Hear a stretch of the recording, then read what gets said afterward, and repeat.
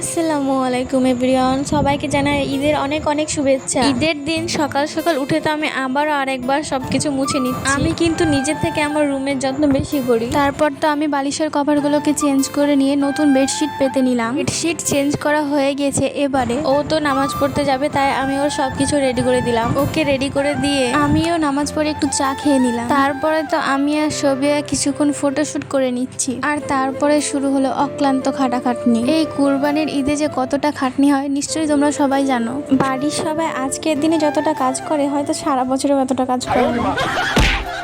তারপরে তো বিকেলবেলায় আমরা সবাই মিলে আইসক্রিম খেয়ে নিলাম।